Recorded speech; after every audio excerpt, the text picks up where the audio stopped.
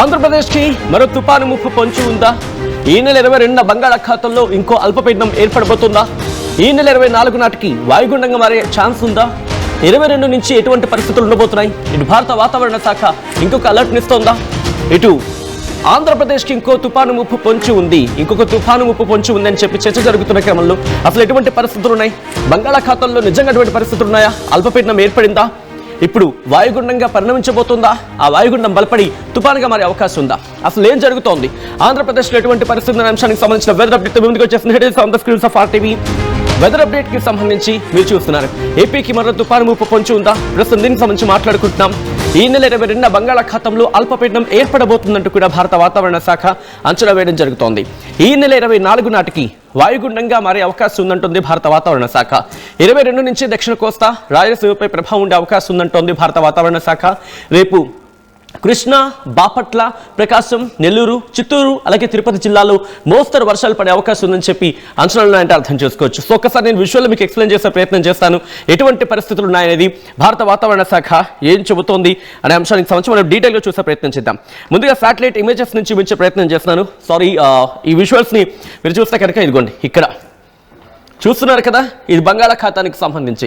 బంగాళాఖాతంలో ఎటువంటి పరిస్థితి ఉందో మీరు చూడొచ్చు. ఇదిగోండి ఇదంతా కూడా మలక్కా స్ట్రైట్ అంటూ ఉంటాం. మలక్కా స్ట్రైట్ నుంచి ఇటు బంగాళాఖాతానికి, అంటే ఇటు ఆగ్నేయ బంగాళాఖాతంలో ఎటువంటి పరిస్థితులు ఉన్నాయో ఈ విజువల్ చూస్తే మీకు అర్థమవుతుంది. ఇది ఆగ్నేయ బంగాళాఖాతానికి సంబంధించి.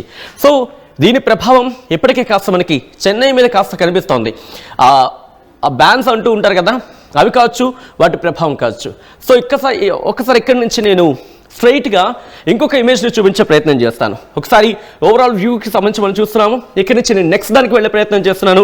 సో ఇక్కడ భారత వాతావరణ శాఖ ఎటువంటి రిపోర్ట్ని ఇస్తుంది ఒకసారి ఇక్కడ మీరు అబ్జర్వ్ చేస్తే కనుక ఇదిగోండి ఇక్కడ మీకు ఇంకా క్లియర్గా కనిపిస్తుంది. ఇక్కడ మీరు అబ్జర్వ్ చేస్తే ఇగో ఈ ప్రాంతాన్ని చూడండి, ఈ ప్రాంతాన్ని అబ్జర్వ్ చేయండి ఒకసారి. ఇదిగోండి ఈ ప్రాంతాన్ని అబ్జర్వ్ చేస్తే కనుక ఇటు తమిళనాడు వరకు కూడా, నేను కొద్దిసేపటి క్రితం మీకు చెప్పా, తమిళనాడు వరకు కూడా దీని ఇంపాక్ట్ కనిపిస్తోంది బంగాళాఖాతానికి సంబంధించి. అంటే సౌత్ ఈస్ట్కి, అంటే ఆగ్నేయ బంగాళాఖాతంలో ప్రస్తుతం అల్పపీడన ప్రభావం గురించి మాట్లాడుకుంటున్న క్రమం. సో మీరు చూస్తే కనుక మలక్కా స్ట్రైట్ నుంచి ఇక్కడ నుంచి మనకి దాదాపుగా ఆల్రెడీ మన ఇండియాకు సంబంధించి ఆ బ్యాండ్స్ కాస్త మనకి ఇంపాక్ట్ అయితే మాత్రం కనిపిస్తోంది అనేది ఈ విజువల్ చూస్తే మనకి అర్థమవుతోంది. ఆ ఇంపాక్ట్ ఇప్పటికీ మీరు చూడొచ్చు. ఇటు తమిళనాడు మీద కాస్త కనిపిస్తోంది, ఇటు తిరుపతిలో కొన్ని ప్రాంతాల్లో మనకి కాస్త ఆ ఇంపాక్ట్ మనకి కనిపించింది. సో ఇక్కడి నుంచి భారత వాతావరణ శాఖ ఏముంటోంది, ఆ రిపోర్ట్లో ఏం పేర్కొంది ముందుగా చూసే ప్రయత్నం చేద్దాం. సో ఇక్కడి నుంచి నేను ఆ రిపోర్ట్కి వెళ్ళే ప్రయత్నం చేస్తాను. ఆ మ్యాప్ని మీరు చూస్తున్నారు కదా.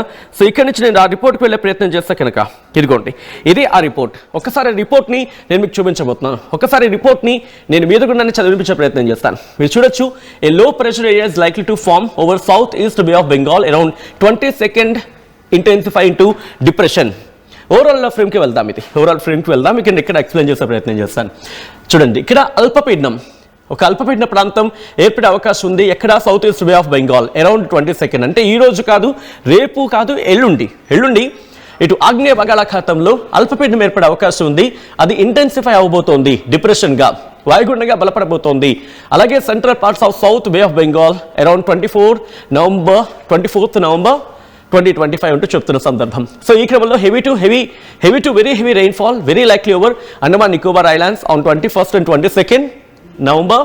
Heavy rainfall very likely over Tamil Nadu during 21st to 26th, over Kerala and Mahi during అంటూ కూడా నెక్స్ట్ పాయింట్. ఇక్కడ మీరు గమనిస్తే మన ఆంధ్రప్రదేశ్కి సంబంధించి ఓవర్ కోస్టల్ ఆంధ్రప్రదేశ్, ఇదిగోండి ఈ పాయింట్ ఒకసారి నేను చూపించే ప్రయత్నం చేస్తాను. Over coastal Andhra Pradesh and Yanam, Rayalaseema on 26th. So already కొద్దిసేపటి క్రితం మనం మాట్లాడుకున్నట్టుగా ఒక్కసారి దీన్ని హైలైట్ చేసి చూపించే ప్రయత్నం చేస్తాం. మీరు చూస్తే కనుక ఇదిగోండి ఆన్ 26th 26వ తారీఖున ఆంధ్రప్రదేశ్, కోస్తాంధ్ర, యానాం, రాయలసీమకు భారీ నుంచి అతి భారీ వర్ష సూచన జారీ చేయడం జరిగింది భారత వాతావరణ శాఖ. ఆ రిపోర్ట్ని మీరు చూడొచ్చు. ఏముంటుంది ఇక్కడ, ఇంకా నేను కాస్త జూమ్ చేసి చూపించే ప్రయత్నం చేస్తాను సో దట్ మీకు ఇంకా క్లియర్గా ఉండే అవకాశం ఉంటుంది. ఇదిగోండి పార్ట్స్ ఆఫ్ ద కంట్రీ. ఇదిగో ఇక్కడ మీరు గమనిస్తే కనుక కోస్టల్ ఆంధ్రప్రదేశ్కి సంబంధించి ఇదిగోండి coastal Andhra Pradesh and Yanam, Rayalaseema on 26th అని చెప్పి భారత వాతావరణ శాఖ చెబుతోంది ఈ రిపోర్ట్కి సంబంధించి మాట్లాడుకునే క్రమంలో. ఇక్కడి నుంచి కాస్త డీటెయిల్ రిపోర్ట్ మనం చూస్తున్నాం. అలాగే కోల్డ్ వేవ్ కండిషన్స్ అంటూ మధ్యప్రదేశ్కి సంబంధించి అక్కడ చెప్పుకొచ్చింది. సో ఇక్కడ నుంచి ఇదిగో ఇక్కడ మళ్ళీ క్లియర్గా మెన్షన్ చేస్తుంది అసలు ఎటువంటి ప్రభావం ఉంది, ఎలా ఉండబోతుంది అనేది. ఇక్కడ మీరు గమనిస్తే కనుక ఇదిగో yesterday low pressure area over Lakshadweep Islands and adjoining Maldives area lay over Southeast Arabian Sea.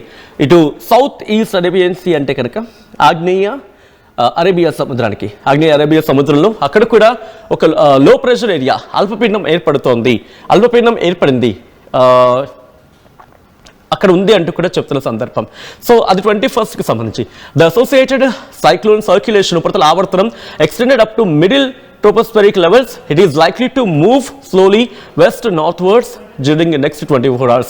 వచ్చే 24 గంటల్లో అది పశ్చిమ అలాగే నార్త్ వెస్ట్ అంటే కనుక, సో నార్త్ వెస్ట్ అంటే కనుక వాయువ్యం అంటే పశ్చిమ వాయు దిశగా ఇది ముందుకు వెళ్ళబోతుంది అనేది భారత వాతావరణ శాఖ అంచనా వేయడం జరుగుతుంది. ఇక్కడ నుంచి ఇది మీరు ఇక్కడ చూస్తే అండ్ అప్పర్ ఎయిర్ సర్క్యులేషన్ అంటే ఉపరితల ఆవర్తనం ఎక్కడుంది, మలక్కా సైడ్కి సంబంధించి అక్కడ ఏర్పడింది.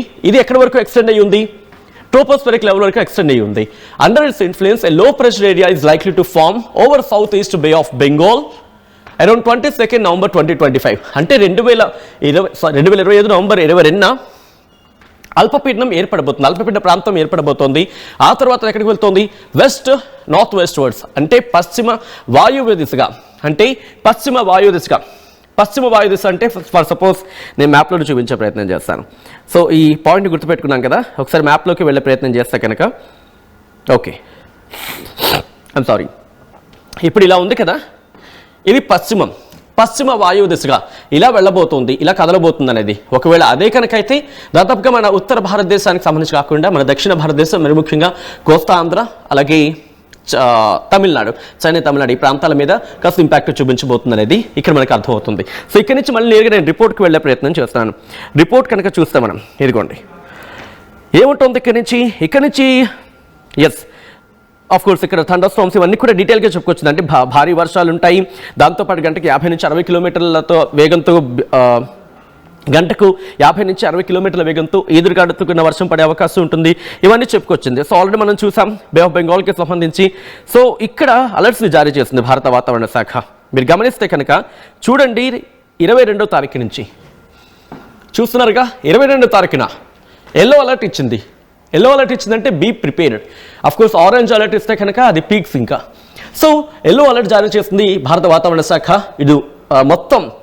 ఇటు మొత్తం అంటే ఉత్తరాంధ్ర నుంచి మొదలుపెట్టి తమిళనాడు అలాగే కర్ణాటకకు సంబంధించి కొంత కర్ణాటక మీద ఇంపాక్ట్ లేదు, కేరళ మీద కాస్త మనకి కనిపిస్తుంది. మనం మాట్లాడుకున్నట్టుగా ఇది అరేబియా సముద్రం వరకు కూడా దీని ఇంపాక్ట్ ఉంది కాబట్టి ఇటు బంగాళాఖాతం అలాగే అరేబియా సముద్రం ఈ రెండింటికి సంబంధించి ఈ ప్రాంతాలు కాస్త కోస్టల్ ఏరియాస్గా మాట్లాడుకుంటున్న వీటి మీద అంటే ఆంధ్రప్రదేశ్, తమిళనాడు అలాగే కేరళ మీద ఇది కాస్త ఇంపాక్ట్ మనకి చూపిస్తున్న పరిస్థితి. సో ఇక్కడి నుంచి కాస్త నెక్స్ట్ డే వెళ్ళే ప్రయత్నం చేద్దాం. ఇదిగోండి ఇక్కడ మీరు చూస్తే కనుక 23వ తారీఖున కూడా భారత వాతావరణ శాఖ ఎల్లో అలర్ట్ జారీ చేస్తుంది. భారత వాతావరణ శాఖ మీరు చూడొచ్చు 23వ తారీఖున ఎల్లో అలర్ట్ కంటిన్యూ అవుతుంది. ఇక్కడ నుంచి ఓవరాల్గా చూపించే ప్రయత్నం చేస్తాను, ఎందుకంటే ఇండివిజువల్గా చూసే ప్రయత్నం చేయాలి కాబట్టి. మళ్ళీ ఇక్కడ 24వ తారీఖున కూడా భారత వాతావరణ శాఖ ఎల్లో అలర్ట్ అనేది జారీ చేస్తున్న పరిస్థితి ఉంది. ఆ విజువల్స్ మీరు చూడొచ్చు.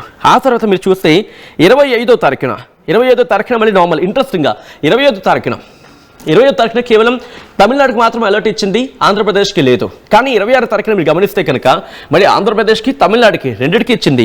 అంటే 22 నుంచి మొదలుపెట్టి 26 వరకు కూడా మనకి అలర్ట్స్ అయితే ఉన్నాయి.